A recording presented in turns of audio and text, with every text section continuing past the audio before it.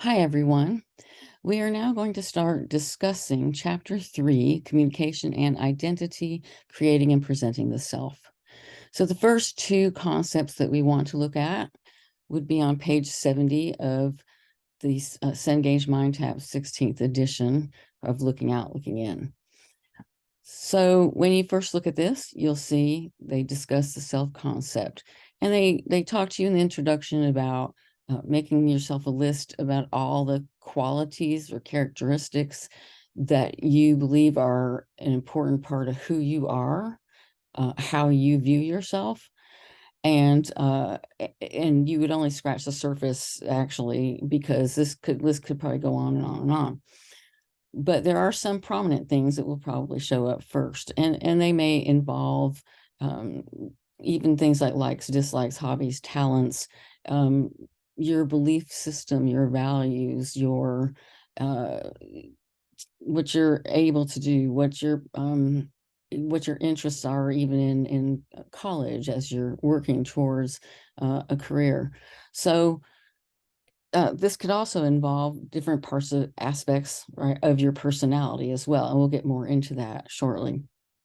So the self-concept is a relatively stable set of perceptions, right, that you hold of yourself. Now, stable means it stays put. It's not going to change. However, we will see in this chapter that you can make changes to your self-concept, that you can do that. And it is possible. It takes more work. It takes more time to do it. It's not impossible, however, because we are also going to see how different people contribute to helping us look at ourselves a certain way. So the first people would be your significant others. Those who were in the parental role for you, for example, would be one, and it could go on. Even teachers that you encounter in school, they could also have an impact on how you see yourself. So uh, this is what we want to, and we want to make sure that we understand that the self-concept resists change, but it's not impossible. All right, so we will talk about that further. Then you also have the self-esteem. This is quite different because this involves the evaluations of your self-worth, how you evaluate it. And you can see these qualities that they have right here.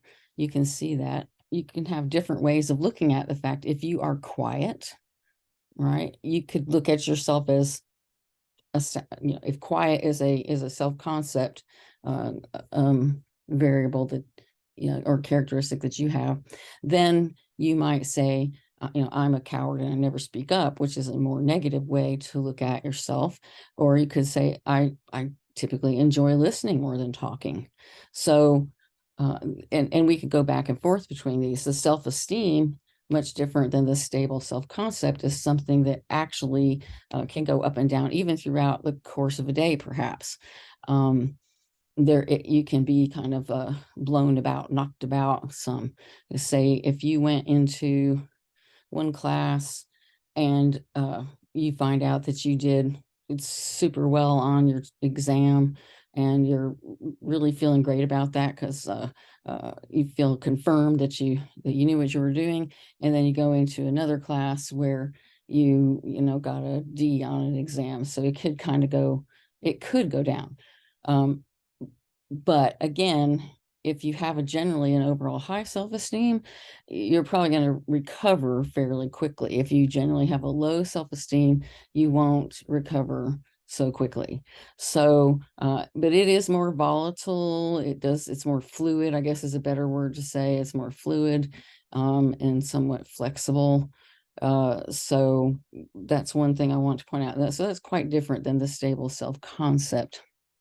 So the next thing we want to talk about is just kind of touch on what the book tells you about the high self-esteem versus low self-esteem, and how people who have an overall high self-esteem, they tend to think well of others as well, and they expect to be accepted by them. They don't they think more on a positive side. And then people who have more of an overall low self-esteem tend to dislike themselves more, and they'll actually likely believe that others won't like them either.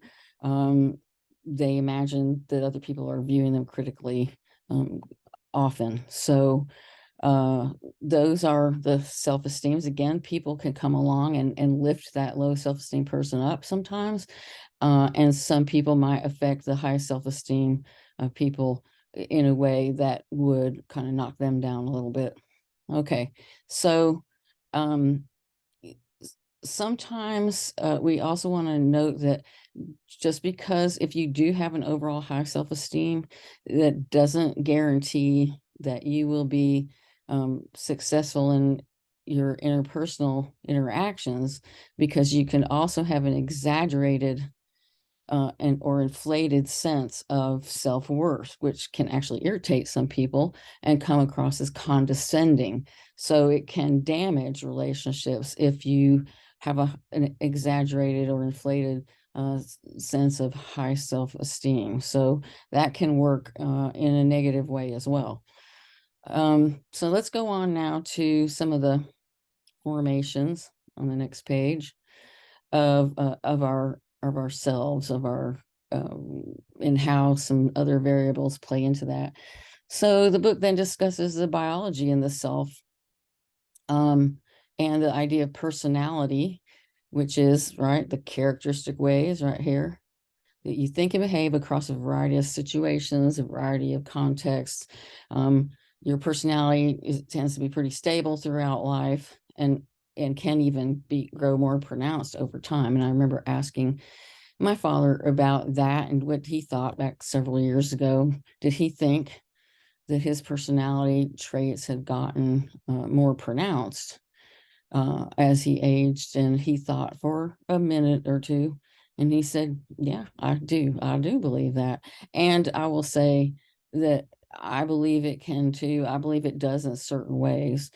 Sometimes it can be negative, sometimes positive. So but I do think I'm not sure why that is, but I think it's kind of like maybe that you're clearing the clutter, whether it's relationship clutter or stuff in your past clutter, and you tend to get rid of a lot of that. And so maybe that just clarifies those personality traits. And of course, if they're more negative traits, then you have to work at it harder. All right, so let's go on a little bit further down. And they do tell you that personality is formed, at least in part, by our genetic makeup. So in other words, we can, whether we're shy, uh, or verbally aggressive or assertive, overall willing to communicate, extroversion, introversion, those can be inherited to a point. And so it's really if you've heard of the nature versus nurture, this is nature, what you've inherited.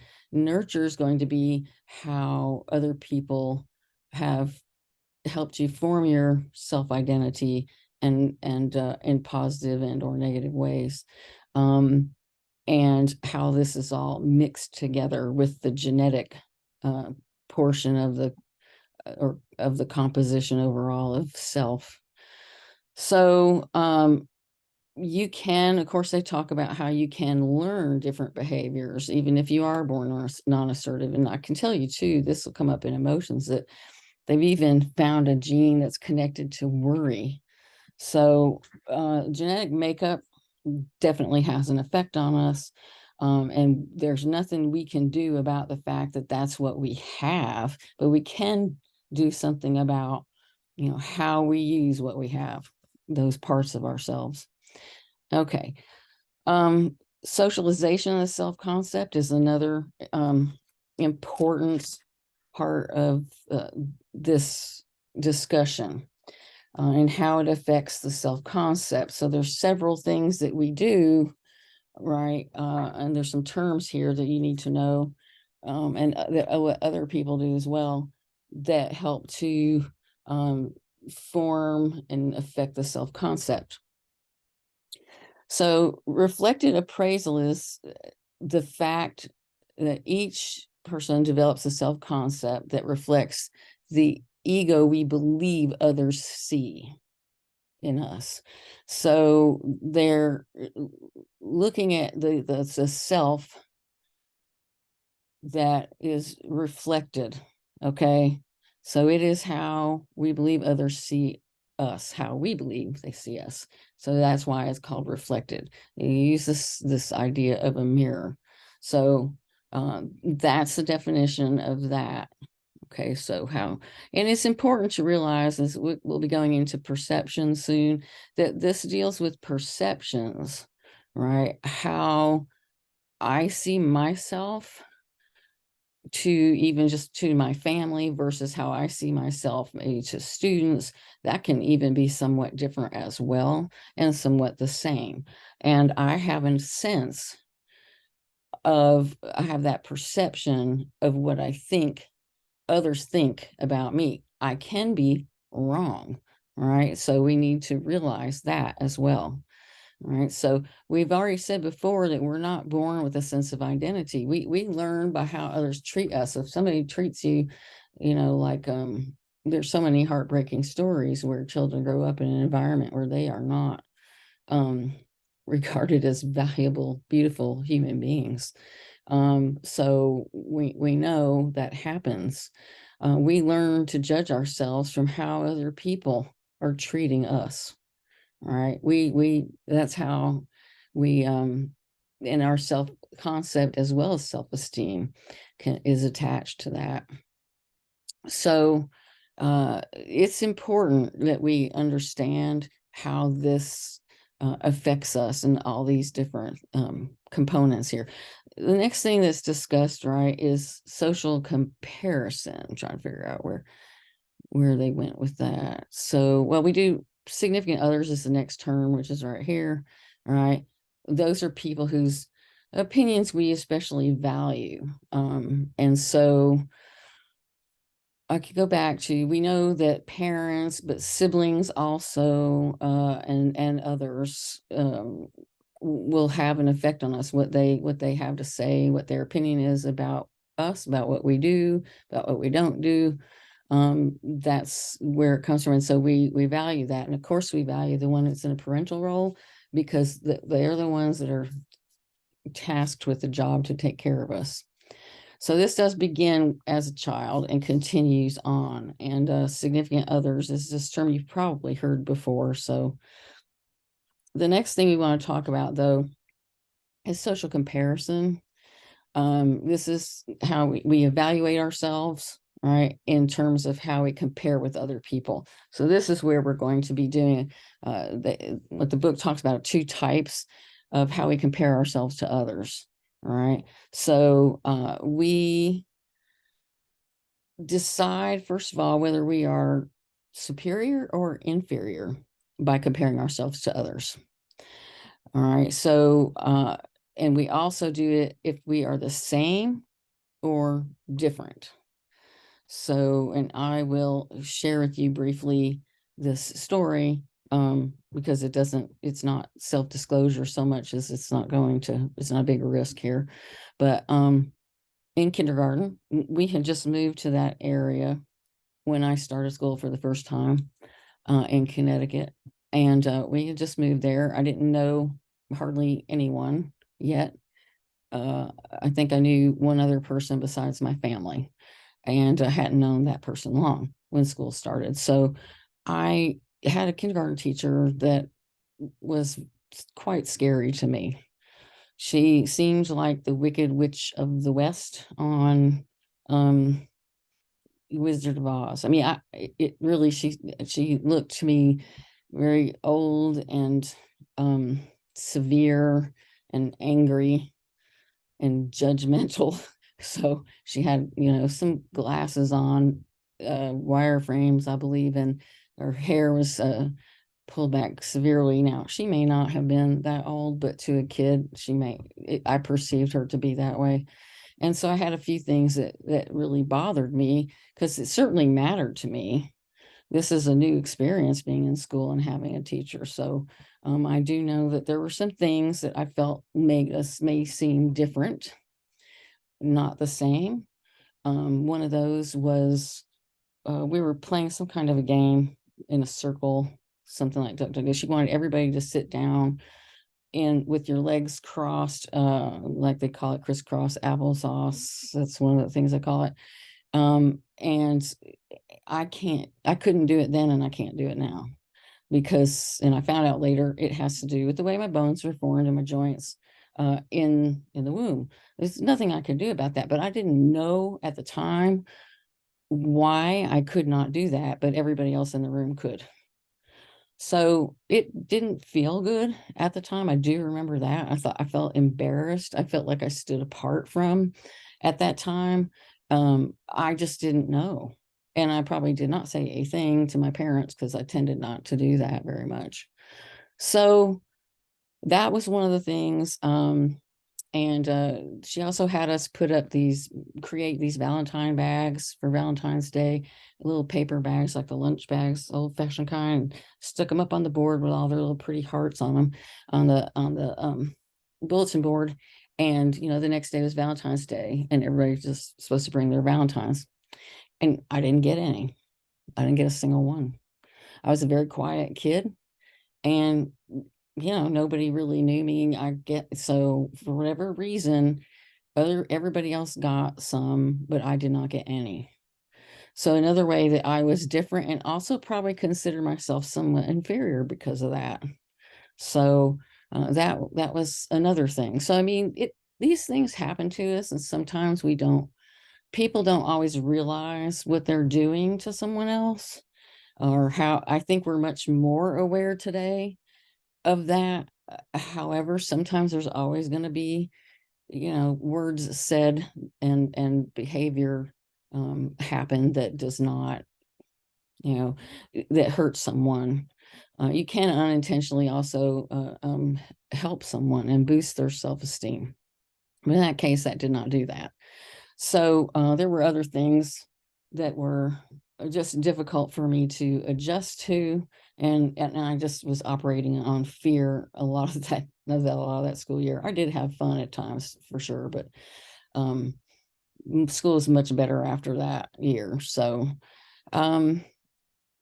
we all have these things that have helped to create who we are, both positively and negatively. And and again, sometimes we've looked at those negative things and we found a new way to look at them. So they are now positive. We just realize it's part of our life experience, our environment. Okay. So we also need to look at the term reference groups, and that's in your notes, which is right down here. These are the people against which we compare ourselves. Okay. We're groups of people. So certainly, since we talked about online communities, it could happen online in an online group. Okay. But it can also happen in lots of other ways.